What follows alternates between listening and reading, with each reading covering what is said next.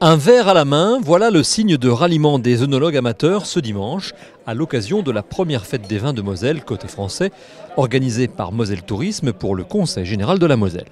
Sur la place du village, accessible uniquement à pied pour un plaisir qui se mérite, 18 vignerons de l'AOC Moselle ont partagé tout au long de la journée leur passion avec des visiteurs nombreux, voire très nombreux. À n'en pas douter, le vin est un produit fédérateur, intergénérationnel.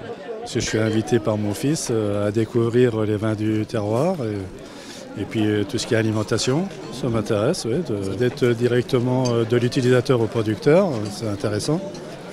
C'est peut-être pas la peine d'aller chercher ailleurs ce qu'on a, disons, sur la région et surtout en Moselle. Je suis assez blanc-sec, donc auxerrois, pinot gris, ça me va bien. Mais également vin rouge, et donc il y a ce qu'il faut sur la région. On s'intéresse effectivement à d'autres types de vins, Bourgogne, Bordeaux. On s'est dit pourquoi pas le vin de Moselle finalement. Donc on a choisi de venir redécouvrir ou découvrir les cépages mosellans. Voilà, je pense qu'on n'a pas été déçus. C'est à découvrir complètement. On a de la famille qui vient nous voir de temps en temps, et à qui on a essayé de faire goûter des vins de Moselle, enfin des Parisiens, voilà, notamment. Je pense qu'ils sont un peu scotchés, quoi, parce qu'ils s'imaginent que le vin c'est le Bourgogne, le Bordeaux, le Côte-du-Rhône, et en fait non, quoi. Il y a des choses assez sympas à découvrir et à déguster. Si cette première fête des vins de Moselle s'est déroulée à Vaud, ce n'est évidemment pas un hasard. Le petit village des Coteaux mosellans, qui abrite 3 viticulteurs en activité, présente toutes les caractéristiques d'un village vigneron typique, tout pour plaire au public. C'est une image viticole, je veux dire, on a quand même malheureusement laissé tomber dans les oubliettes l'histoire viticole de notre département. Des villages comme ça, vignerons, où il existe encore des lieux qui en plus sont en activité, c'est assez rare, donc c'est assez emblématique, je trouve que c'est bien. En plus des dégustations proposées, le public pouvait découvrir le travail quotidien des vignerons à travers de multiples ateliers et visites organisées sur place. À force de travail, souvent dans l'ombre, d'opérations de promotion collective, comme la mise en place de la route des vins, les déplacements au salon de l'agriculture à Paris par exemple, les viticulteurs mosellans récoltent à présent les fruits de leur effort, un juste retour des choses.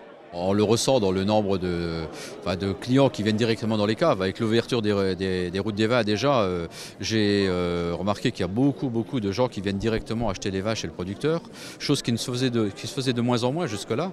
Et là, aujourd'hui, ça renaît, quoi. Donc, de plus en plus. Bon, les vins ont également se vendre un petit peu plus cher aujourd'hui, donc, mais qualitativement c'était logique. Et puis bon, ce que l'on remarque énormément, c'est tout de même des demandes de plus en plus importantes, non pas de la Moselle. Bon, aujourd'hui ce sont beaucoup les clients de Moselle qui viennent, mais tant mieux, hein, mais aujourd'hui des demandes de l'extérieur, de l'ensemble de la Lorraine, du Grand Est, et même là je vois du sud de la France et des pays avoisinants de l'Europe entière, quoi, qui réclament des vins.